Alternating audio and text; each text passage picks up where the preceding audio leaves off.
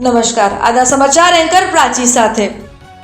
ભરૂચ શહેરમાં food franchise આપવાના નામે એક યુવાન સાથે ₹26.46 લાખ જેટલી કથિત છેતરપિંડી થયાનો મામલો સામે આવતા ચકચાર મચી જવા પામી છે।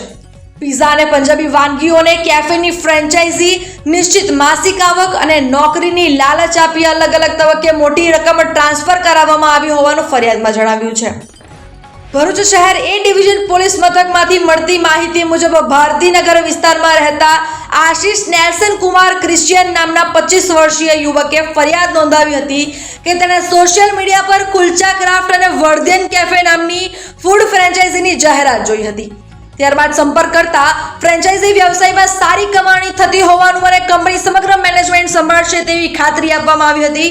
ફરિયાદ મુજબ સૌરભ હેમંતરાવ શેરેએ પોતે સ્પાઇસ પિયર્સ નામની ફૂડ કંપની સાથે સંકળાયેલા હોવાનું જણાવી પત્ની વૈભવીબેન તથા ભાગીદાર જયમીન ડોંગરે સાથે મળીને ફ્રેન્ચાઇઝી વ્યવસાય ચલાવતા હોવાનું કહ્યું હતું।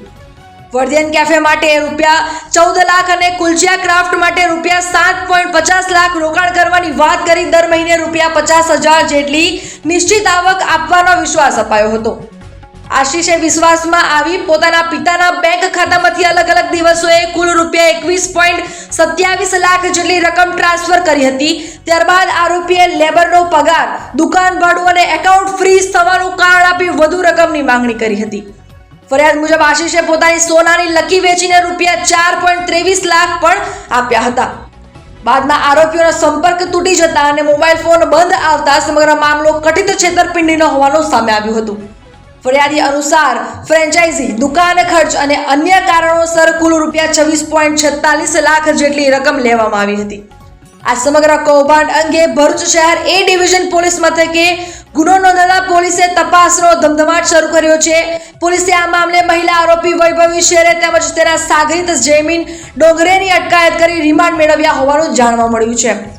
જ્યારે સમગ્ર કૌભાંડનો મુખ્ય આરોપી સૌરભ શેરે હાલ ફરાર હોવાનું સામે આવ્યું છે। તેને ઝડપી પાડવા માટે પોલીસે વિવિધ દિશામાં તપાસ હાથ ધરી છે। ભરૂચ એ division police inspector PIRM Vasava અને તેમની ટીમ દ્વારા આરોપીઓના બેંક ખાતા, આર્થિક વ્યવહારો, રોકાણની વિગતો તેમજ ફ્રેન્ચાઇઝી સંબંધિત કરારો અંગે ઝીણવટભરી તપાસ ચલાવવામાં આવી રહી છે। પોલીસ સૂત્રોના જણાવ્યા મુજબ આવનારા દિવસોમાં આ સમગ્ર મામલે વધુ મહત્વના ખુલાસા થવાની શક્યતા વ્યક્ત કરવામાં આવી રહી છે। ભરૂચ શહેર એ ડિવિઝન પોલીસ સ્ટેશન ખાતે એક છેતરપિંડીનો ગુનો દાખલ કરવામાં આવેલો છે। એમાં આરોપીઓ છે સૌરભ કુમાર હેમંતરાવ શેરે, એની પત્ની વૈભવીબેન સૌરભ કુમાર શેરે અને આ સૌરભનો એક કઝિન છે જયમીનભાઈ ડાંગરે। આ ત્રણેય આરોપીઓના વિરુદ્ધમાં એક છેતરપિંડીનો ફરિયાદ દાખલ કરવામાં આવેલી છે। એમાં આ જે ત્રણેય આરોપીઓ છે એ એવી એક જાહેરાત કરતા કે પોતાની પાસે એક કંપની છે સ્પાઇસ પિયર્સની અને એ કંપનીના નામ હેઠળ એક ક્રાફ્ટ કુલચા ની એક ફ્રેન્ચાઇઝી આપવા માંગે છે જુદા જુદા વિસ્તારમાં। તો જે કોઈ એ ફ્રેન્ચાઇઝી જોઈતી હોય તો એનો સંપર્ક કરવો, આ રીતની જાહેરાતના આધારે કેટલાક અરજદારો દ્વારા આ ત્રણેય જણાનો સંપર્ક કરવામાં આવેલો। એ પૈકી આ ફરિયાદી છે આશિષભાઈ નેલ્સન કુમાર ક્રિશ્ચિયન, એમને પણ આ ક્રાફ્ટ કુલચાની ફ્રેન્ચાઇઝી લેવા માટે આ ત્રણેય જણાનો સંપર્ક કરતા એમની ફ્રેન્ચાઇઝી લેવા માટે ડિપોઝિટ પેટે તમારે પૈસા જમા કરાવવા પડશે એમ કરીને ટુકડે ટુકડે એમની પાસેથી ₹26 લાખ જેટલી માતબર રકમ જમા કરાવડાવેલી। ત્યારબાદ એમને કોઈ ફ્રેન્ચાઇઝી પણ નહીં આપેલી અને કોઈ એમને રકમ પણ પરત નહીં કરેલી। આ રીતે આ ફરિયાદી આશિષભાઈનું આ ત્રણેય જણાએ ચીટિંગ કરી દેતા એ ડિવિઝન પોલીસ સ્ટેશન ખાતે આ ત્રણેય આરોપીઓના વિરુદ્ધમાં ચીટિંગનો ગુનો દાખલ કરવામાં આવેલો છે।